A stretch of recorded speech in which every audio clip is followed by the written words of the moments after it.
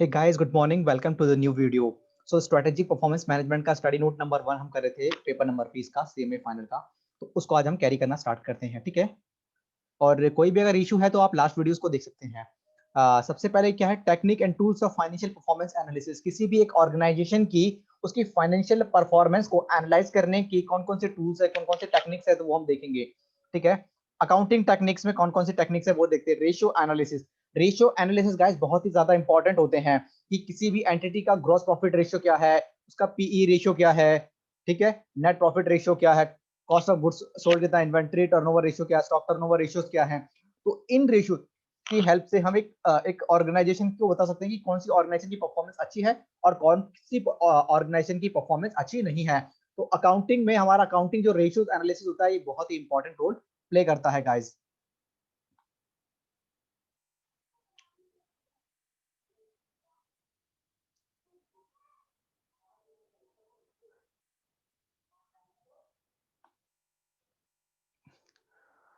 दूसरा है common size analysis, common size financial analysis. Common size financial analysis में क्या होता है कि हम लोग क्या होते हैं कि 2-3 सालों के भी जो फाइनेंशियल्स होते हैं उनका एनालाइज करते हैं हम, ठीक है। हम क्या करते हैं कि अगर हम प्रॉफिट एंड लॉस के लाइन आइटम्स को देख रहे हैं तो हम नेट सेल को बेस मान लेते हैं, है ना। नेट सेल्स को बेस मान लेते हैं, हम नेट सेल्स को बेस मान लेते हैं। प्रॉफिट एंड लॉस में अगर जब हम बैलेंस शीट बनाते हैं तो टोटल ऑफ असेट को बेस बना लेते हैं या टोटल ऑफ लाइबिलिटी को बेस बना लेते हैं। तो उससे क्या हम 2-3 साल का देखते हैं। जैसे मान लें हमें क्या नाम है उसका, ऑपरेटिंग कॉस्ट का देखना है सेल के, तो 2-3 सालों का देखते हैं तो हम देखते हैं कि हमारी कॉस्ट बढ़ रही है या नहीं बढ़ रही है, हमारी रेवेन्यू जो है वो बढ़ रहा है कि नहीं बढ़ रहा, ये जो हमारी असेट है, करंट असेट, वो बढ़ रही है या कम हो रही है। तो ये एनालाइज करके भी एक ऑर्गेनाइजेशन को देखा जा सकता है कि जो ऑर्गेनाइजेशन है वो कैसा परफॉर्मेंस कर रही है। कॉमन साइज में क्या होता है, एग्जांपल के साथ समझते हैं। नीचे एक एग्जांपल दिया हुआ है दोस्तों,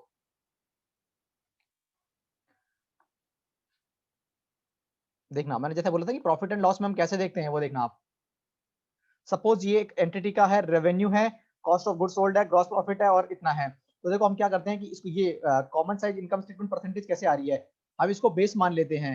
इसका 100 किस लिए आया, रेवेन्यू डिवाइड में रेवेन्यू, 70,134 डिवाइड में 134, तो 100% आएगा। फिर हम करेंगे 44,231 डिवाइड में 70,134, तो ये 63 आ गया।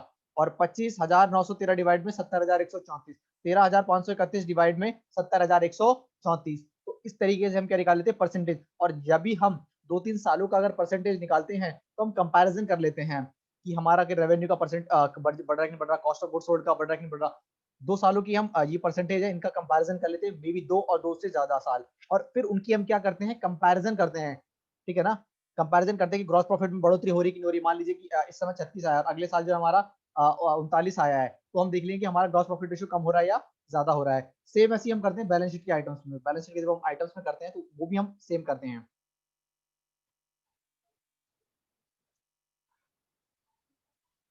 आइए बैलेंस शीट के आइटम को देखते हैं हम।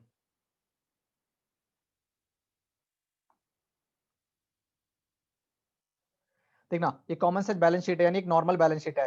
ये होगी हमारी कैश हो गया, या एआर हो गया, हमारा इन्वेंट्री हो गया, टोटल करंट असेट हो गया, प्रॉपर्टी प्लांट एंड इक्विपमेंट और टोटल असेट। तो हम क्या करेंगे, जब हम कैश एंड कैश इक्विवेलेंट की परसेंटेज निकालते हैं कॉमन साइज में, तो क्या करते हैं कि cash and cash market securities divide में टोटल असेट, एआर डिवाइड में टोटल असेट, इन्वेंट्री डिवाइड में total asset, total current asset divide में टोटल असेट और प्रॉपर्टी प्लांट डिवाइड में टोटल असेट। अगर हम लायबिलिटी की बात करें, current liability, long term debt, total liability, share holder equity और टोटल करंट लायबिलिटी डिवाइड में टोटल लायबिलिटी एंड इक्विटी, और लॉन्ग टर्म डेट डिवाइड में टोटल लायबिलिटीज एंड इक्विटी, और टोटल लायबिलिटी डिवाइड में टोटल लायबिलिटी एंड इक्विटी और share holder divide में इतना। तो इससे हमारी परसेंटेज निकल जाती है। अगर 2 सालों की हमारे पास बैलेंस शीट दी हुई है या 2 सालों की अगर हमें इनकम स्टेटमेंट दी हुई है, तो हम क्या करते हैं, उनकी कंपैरिजन कर लेते हैं परसेंटेज की, कि हम बेहतर जो हमारी परफॉर्मेंस है वो अच्छी है या बेकार है। तो पहला तो हमारा रेशियो एनालिसिस से, फिर हमारा कॉमन साइज इनकम स्टेटमेंट या कॉमन साइज जो हमारा बैलेंस शीट है, उससे भी हम देख के अपनी परफॉर्मेंस, किसी भी एंटिटी की परफॉर्मेंस को देख सकते हैं। लिमिटेशंस क्या है इसकी, एक बार लिमिटेशंस भी देखते हैं। इंपॉर्टेंट है लिमिटेशन।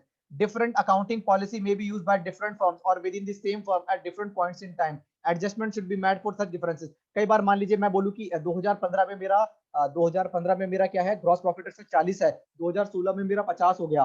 40 था, फिर मेरा 50 हो गया। तो दूर से देखने से तो अच्छा लगेगा, लेकिन कई बार ये भी होता है ना कि हम अगर अगर अलग अलग फर्म की कंपैरिजन कर रहे हैं तो वो पॉसिबल है नहीं।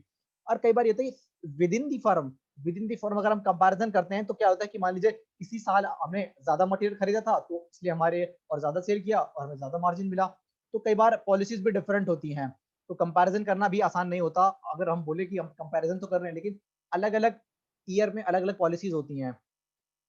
Different firm may be different accounting calendar, so the accounting period may not be directly comparable. कई बार क्या होता है कि अकाउंटिंग पीरियड जो है अलग अलग यूज होते हैं तो हम उससे कंपैरिजन नहीं कर सकते। कोई कैलेंडर यूज करता है तो कोई फाइनेंशियल ईयर यानी 1 जनवरी से दिसंबर का, तो कभी कोई मार्च से अप्रैल वाला। तो डिफरेंट फॉर्म में use different accounting calendar, so the different accounting period में नॉट बी डायरेक्टली कंपेरेबल। कई बार उससे हम डायरेक्टली कंपैरिजन नहीं कर पाते हैं।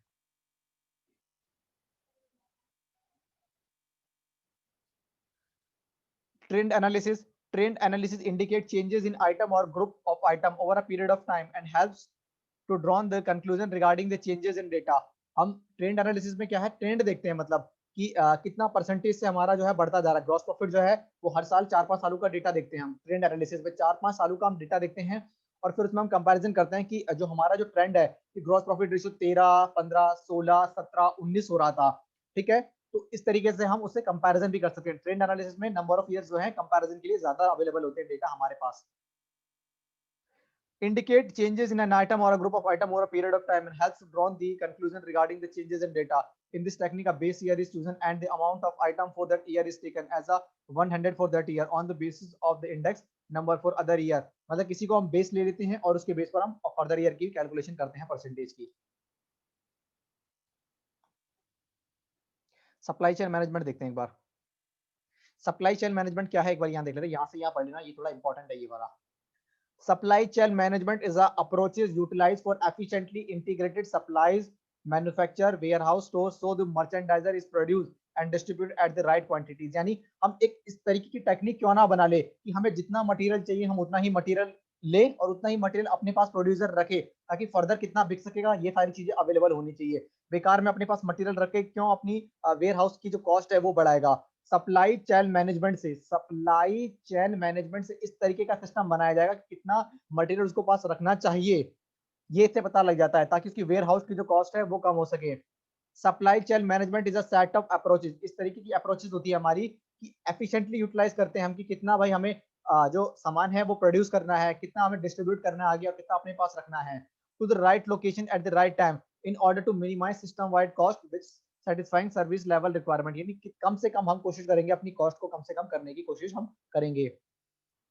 ऑब्जेक्टिव क्या है सप्लाई चेन मैनेजमेंट के? Supply chain management takes into consideration every facility that has an impact cost and plays a role in playing product conform customer requirement. मतलब कितनी कस्टमर की रिक्वायरमेंट है उसी के अकॉर्डिंग प्रोडक्ट को बनाएंगे और उतना ही हम प्रोडक्ट रखेंगे, फ्रॉम सप्लायर से भी उतना ही खरीदेंगे, ठीक है ना। सिंपल सा कि मतलब कि हमारी जो कॉस्ट है ना वो कम से कम आए।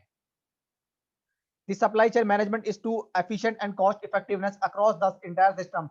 Total system wide cost from transportation, distribution to inventory of raw material, working process and finished goods. अपनी कॉस्ट को हम किस तरीके से कम करेंगे उस पर हम ध्यान रखेंगे। आगे चलते हैं आइए।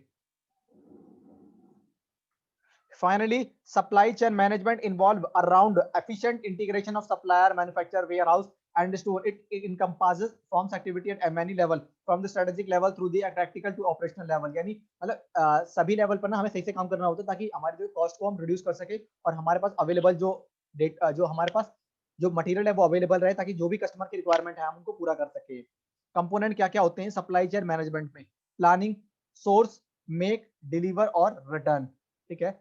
Plan, source, make, deliver, return. जब जो नेक्स्ट क्लास होंगे ना वहां पर हम इनको इन डेप्थ में देखेंगे। एक बार क्या पढ़ा वो एक बार इसमें देख लेते हैं आज के लेक्चर में, फिर इसको हम करेंगे। बस सप्लाई चेन के 5 कंपोनेंट हैं। प्लान आ सकता है थ्योरी में, plan, source, make, deliver, return. तो गाइस मतलब आप ना इन पॉइंटों को लिख सकते हो और एग्जाम में ना बना लिया करूँ। मैं तो पॉइंट को माइंड में रखता था और उसके अकॉर्डिंगली थ्योरेटिकल पोर्शन में बनाता था, तो आप ऐसा भी एग्जाम में कर सकते हो, ठीक है। क्या पढ़ा था एक बार हम देखते हैं। कौन कौन सी टेक्निक हेल्प करती है हमने ये पढ़ा था। तो रेशियो एनालिसिस हो गया, कॉमन साइज स्टेटमेंट हो गया। रेशियो एनालिसिस में हम ग्रॉस प्रॉफिट रेशियो 3-4 सालों का देख लेते हैं कि जो हमारा प्रॉफिट रेशियो है वो बढ़ रहा है या नहीं बढ़ रहा। नेट प्रॉफिट रेशियो देख लेते हैं हम, कॉस्ट ऑफ गुड्स सोल्ड देख लेते हैं हम, इंटरेस्ट कवरेज रेशियो देख लेते हैं कि भाई इंटरेस्ट हर बार के इंटरेस्ट ज्यादा पे कर रही है क्या। कॉमन साइज स्टेटमेंट में क्या होता है कि हम कॉमन साइज में क्या होता है कि हम 2-3 सालों की क्या है कि जो फाइनेंशियल्स होते हैं ना उनकी जो स्पेसिफिक परसेंटेज होती है उसकी हम कंपैरिजन कर लेते हैं 2-3 सालों से कि हमारी परफॉर्मेंस अच्छी जा रही है या बेकार जा रही है कंपनी की। इसकी लिमिटेशंस क्या है कि इसकी लिमिटेशंस है कि कई बार हम जो अकाउंटिंग ईयर होता है ना, जो कैलेंडर यूज करते हैं वो अलग अलग यूज कर सकते हैं, तो हम कंपैरिजन नहीं कर सकते। और अलग अलग फर्म के डेटा की अगर हम कई बार कंपैरिजन करते हैं तो वो भी कंपैरिजन जो है वो पॉसिबल नहीं है। सप्लाई चेन मैनेजमेंट एक सिस्टम होता है कि हमें कितना मटेरियल रिक्वायरमेंट है, कितना मटेरियल हम अपने पास रखें कि कभी भी अगर कस्टमर हमसे मांगे तो हम उसको अवेलेबल करा दें, वेयर हाउसिंग की कॉस्ट हमारी कम से कम हो। Component of supply chain management में प्लान हो गया, सोर्स हो गया, मेक हो गया, डिलीवर हो गया, रिटर्न हो गया। Plan, source, make, deliver, return. Plan, source, make, deliver, return. So guys, this is the all for today. Next miss कर रहा है जो component of supply chain management, उसको एक बार हम डीपली पढ़ेंगे, ठीक है ना। फिर कोई भी डाउट है तो आप पूछ सकते हैं, ठीक है ना। अब धीरे धीरे करके हम इसको अपने जो 100 नंबर है उसको हम कवर कर लेंगे धीरे धीरे करके, ठीक है। कोई इशू नहीं है, प्रैक्टिकल और थ्योरेटिकल सब कुछ करेंगे हम इसमें कवर, ठीक है। तो okay, thank you so much guys, मिलते हैं नेक्स्ट लेक्चर में।